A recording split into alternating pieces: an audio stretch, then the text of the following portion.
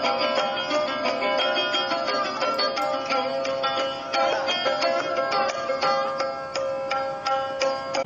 हम लोग का टॉपिक है वेव ऑप्टिक्स। वेव ऑप्टिक्स में हम लोग क्या पढ़ते हैं?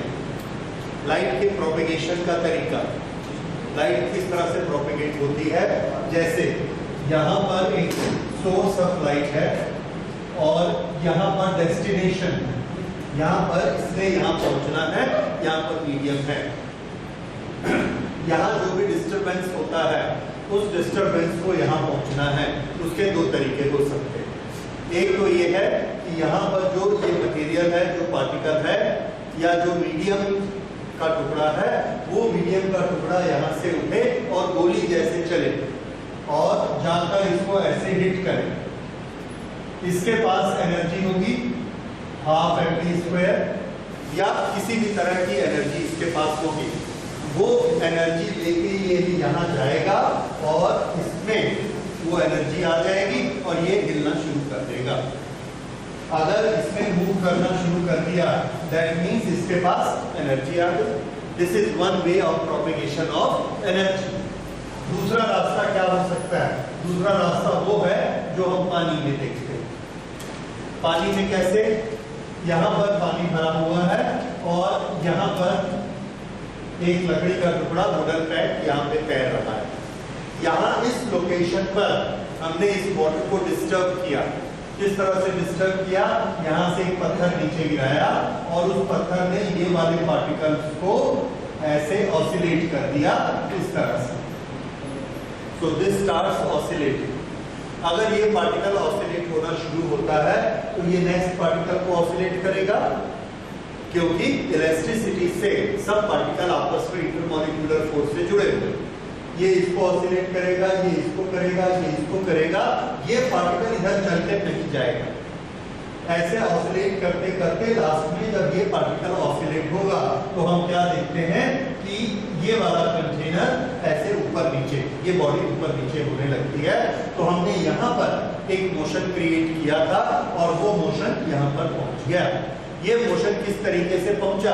तो ये मोशन हमने देखा वाटर में, हमने वेव्स क्रिएट की। वाटर की वेव्स को अगर हम ऊपर से देखेंगे टॉप व्यू तो हमको ऐसा दिखेगा। यहाँ हमने डिस्टरबेंस क्रिएट किया और ऐसे ये उसकी वेव्स आगे बढ़ते जा रही हैं। और इसी वेव को जब हम साइड से देखते हैं, साइड से देखते हैं तो साइड व्यू हमको कैसा दिखता है? साइड से देखेंगे तो ये जगह नीची दिखेगी, ये जगह ऊंची दिखेगी। फिर यहाँ पर वाटर नीचे दिखेगा, यहाँ वाटर ऊपर दिखेगा, यहाँ नीचे दिखेगा, ऊपर दिखेगा। ये हमने देखा। इसको जब साइड व्यू बनाएंगे तो साइड व्यू इसका ऐसा बनेगा। इसलिए ये इंडिकेटर डायग्राम बन गया वेव मोशन का। इस वेव मोशन में चल के यहाँ के डिस्टरबेंस ने यहाँ पर इस ऑब्जेक्ट को हिला दिया। इसमें मीडियम को चलने की जरूरत नहीं पड़ी और ये एनर्जी एक जगह से दूसरी जगह पहुंच गई। यहाँ पर एक पार्टिकल गया था, उसने जाकर हिट किया और इसको मूव करा दिया। ये कैसा गया? Straight line. तो ये जो नेचर होता है, ये मटेरियल का नेचर होता है। ये इस तरह से एनर्जी पहुंचाने के हमारे पास दो तरीके हैं। शुरू में जब लाइट के बारे में स्टडी चालू हुई तो न्यूटन ने जो अपनी स्टडीज की थी, न्यूटन मेनली मैकेनिक्स के मास्टर थे। Kinematics, dynamics, work, power, energy, ये सब चीजें उनकी स्पेशलिटी थी। तो उन्होंने लाइट एनर्जी को भी उसी फॉर्मेट में ही लिया। किस तरह से कि ये एक कॉर्पसूल्स होते हैं। कॉर्पसूल्स मींस एक पैकेट, और उन्होंने उससे कॉर्पस्कुलर थ्योरी बनाई। Corpuscular theory by Newton. ये उन्होंने बताया कि ये लाइट कॉर्पस्कुलर्स है और ये यहां से वेलोसिटी लेके चलते हैं और यहां से गए उस बॉल में जाके वो कॉर्पस्कुलर पड़ा। तो ये जो लाइट की एनर्जी है जो बल्ब से निकली है इस दीवार पर गई और ये बॉल को इसने एनर्जी दी तो ये बॉल चमकने लगी। इस तरह से यहाँ तक लाइट जाती है। और उसके बाद नेचर में जितने फिनोमिना होते थे उन्होंने उसको एक्सप्लेन करना शुरू किया। किस तरह के फिनोमिना होते थे कि मिरर में हमको अपना फेस दिखता है, that is reflection of light. तो उन्होंने बताया कि कैरम बोर्ड में देखिए हम एक स्ट्राइकर को हिट करते हैं, वो मास इनटू वेलोसिटी मोमेंटम लेके जाता है, सामने से टकराएगा और रिफ्लेक्शन होगा। उस रिएक्शन के कारण ये वापस मुड़ेगा, फिर से उसी वेलोसिटी पे आएगा और उस समय angle of incidence is equal to angle of reflection हो जाता है। ये उन्होंने मैकेनिक्स में प्रूव करके दिखाया और बोला कि लाइट के कॉर्पस्कल्स भी ऐसे ही बिहेव करते हैं। ये उन्होंने थ्योरी रिफ्लेक्शन की बनाई और रिफ्लेक्शन मिरर से करके दिखाया, कैरम बोर्ड के स्ट्राइकर से किया, बिलियर्ड से किया, किसी भी चीज से किया, सेम चीज होती है, प्रूफ हो गया। उसके बाद उन्होंने दूसरे भी चीजें एक्सप्लेन करके बताई कि अगर एक कॉर्पस्कल ऐसे जाता है और उसको यहाँ पर दूसरा मीडियम मिलता है, ये ऐसे आया और यहाँ पर दूसरा मीडियम मिला, तो इसको जो सीधा जाना चाहिए था, अगर ये मीडियम इस मीडियम से डेंसर है, ज्यादा मोटा मीडियम है, तो इधर से इसको ज्यादा रेसिस्टेंस मिलता है। तो जो ऑब्जेक्ट ऐसे जा रहा है, जब उसको इधर से ज्यादा रेसिस्टेंस मिलेगा तो वो ऐसे मुड़ जाएगा। ये उन्होंने अपने रिएक्शन से बनाकर दिखाया और क्या प्रूफ कर दिया कि दूसरे मीडियम में जब लाइट रे जाएगी तो अपना रास्ता छोड़ के थोड़ा सा मुड़ जाएगी, because of this opposite resistance of the denser medium. और इसी का उल्टा अगर रेयर मीडियम है तो वो स्लिप होके और ऊपर चढ़ जाएगी, तो वो एंगल बड़ा हो जाएगा। और यही चीजें नेचर में हमको दिखती हैं। तो थ्योरी से भी उन्होंने प्रूफ किया और नेचर में उसको लैब में दिखाया। ये सब क्या बना? रे ऑप्टिक्स, ये वाला नॉलेज। जिस समय वो ये रे ऑप्टिक्स की ये सब चीजें बता रहे थे, कर रहे थे, तो उन्हीं उसी टाइम के आसपास एक दूसरे साइंटिस्ट थे, हाइजन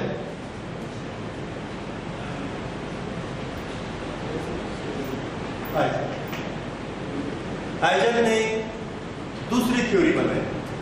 उसने कहा कि लाइट ऐसे स्ट्रेट लाइन में नहीं चलती है, रे ऑप्टिक्स में नहीं चलती है। न्यूटन ने हमको प्रूफ करके दिखाया था कि अगर आप 3 कार्डबोर्ड ऐसे रखिए और तीनों में छेद कर दीजिए एक लाइन से, अगर वो तीनों एक लाइन में है तो उधर का ऑब्जेक्ट हमको दिखेगा आर पार, और अगर बीच में से एक भी ऐसा हिल गया और स्ट्रेट लाइन नहीं रही तो वो ऑब्जेक्ट हमको नहीं दिखेगा। दैट शोज कि लाइट कैसी चलती है, स्ट्रेट लाइन। तो सारी चीजें उन्होंने प्रूफ कर दी कि लाइट कैसी चलती है, स्ट्रेट लाइन में चलती है, उसी के कारण रिफ्लेक्शन, उसके कारण रिफ्रैक्शन, ये सारे फिनोमिना ये थ्योरी एस्टैब्लिश की। लेकिन हाइजन का कहना दूसरा था। उन्होंने कहा था कि लाइट एक एनर्जी है, एक डिस्टरबेंस है, और जो सोर्स से निकलता है तो चारों तरफ पानी की लहरों जैसा फैलता है। चारों तरफ क्या? आठों तरफ फैलता है, यानी एक स्फीयर जैसे ऐसे फैलता है, जिस तरह से पानी करता है। और उन्होंने इसका बड़ा अच्छा एग्जाम्पल दिया। एग्जाम्पल हम सबको कन्विंस करता है। किस तरह का एग्जाम्पल दिया? पानी की वेव्स जो चलती हैं, ये जो लाइट चलती है स्ट्रेट और जो पानी की वेव्स चलती हैं, इन दोनों में एक डिफरेंस होता है। उस डिफरेंस को मार्क करिए। अगर हमने इसके सामने से, इस दरवाजे के बाहर से इस तरफ मुंह करके गन चलाई, गोली चलाई, तो क्या वो कभी गोली वहां पड़ सकती है? Answer is no. क्यों? क्योंकि गोली स्ट्रेट लाइन में चलती है। वो बुलेट ऐसी स्ट्रेट लाइन में चलेगी और इस दीवार को हिट करेगी, उधर कभी नहीं जाएगी। So according to Newton's theory, the light coming from that source should go and light up this area and should not light up that area. उस एरिया में लाइट नहीं पहुंचनी चाहिए, ठीक है? और उसके उधर और अगर कोई अंदर एरिया है तो वहां भी नहीं पहुंचनी चाहिए। तो ये एक रूम है, इस रूम में यहाँ पर डोर है या विंडो है, ये हमने विंडो यहाँ पर ओपन की और यहाँ पर सोर्स ऑफ लाइट है सन। तो यहाँ से ऐसे ये लाइट जाएगी और यहाँ पर ये वाला एरिया लाइट अप होगा। क्या ये वाला एरिया लाइट अप होगा? नहीं होगा। लेकिन ऐसा होता नहीं। नेचर में क्या है कि नेचर में एक रूम में आप इधर की विंडो खोलिए, अगर ये ईस्टर्न साइड है, सनराइज इधर है, सन, लेकिन हमारे कमरे की खिड़की वेस्ट में है और हमने खिड़की खोली, तो क्या कमरे में अंधेरा ही रहता है? दिन का टाइम है, हमने वेस्ट साइड की खिड़की खोली तो भी हमारे कमरे में लाइट आती है। तो क्या लाइट स्ट्रेट नहीं चलती है? अगर स्ट्रेट चले तो इसको इस रूट में आना ही नहीं चाहिए, ऐसे ऐसे चले जाना चाहिए, इस रूट के अंदर लाइट नहीं आनी चाहिए, लेकिन आती। ओके, अब यहां पर एक और कमरा है, उसका दरवाजा यहां खुलता है, इधर सनराइज हो रहा है, हमने ये खिड़की खोली, इस कमरे में थोड़ा उजाला हुआ, रोशनी हुई, फिर हमने ये खिड़की खोली तो हम क्या देखते हैं कि ये दीवारों पर भी जो चीज रखी हुई है वो भी हमको साफ दिखने लगती है। मतलब इस कमरे में भी लाइट आ गई। दिन में होता है, हम किसी कमरे की लाइट नहीं चलाते।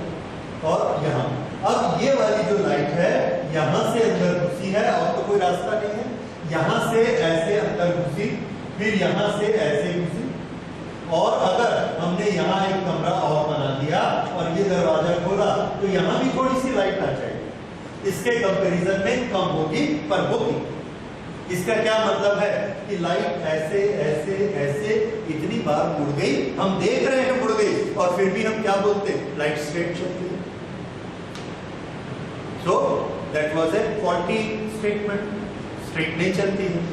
तो फिर कैसे चलती है? क्योंकि हमारे पास दूसरा कोई सोच नहीं था, we are not thinking out of the box।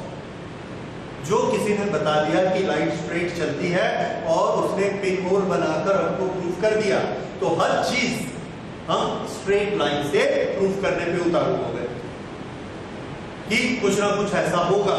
तो हमने ये बनाया कि यहाँ से लाइट जाती है, यहाँ डस्ट पार्टिकल पर टकराती है, डस्ट पार्टिकल से टकरा के रिफ्लेक्ट होती है, वो रिफ्लेक्ट होके इसके अंदर आती है, इसके अंदर आती है, इसके अंदर के डस्ट पार्टिकल पर टकराती है, इसलिए इस कमरे में लाइट अप हो जाता है। फिर ये लाइट यहाँ के डस्ट पार्टिकल से टकराती है और यहाँ पर डिस्पर्स होती है, तो यहाँ लाइट आ जाती है। इस तरह से हम दूसरे तीसरे तरीके बना के, पर हम उसको छोड़ नहीं रहे थे कि लाइट कैसी जाती है? Straight light. हाइजर ने ये बोला कि देखिए यहाँ पर आप पानी बहुत सा डालिए और उसमें वेव्स पैदा करें। ऐसे पानी हमने डाला, फर्श पे पानी डाला और इस घर में यहाँ ऐसे यहाँ पानी भर दिया। अगर हम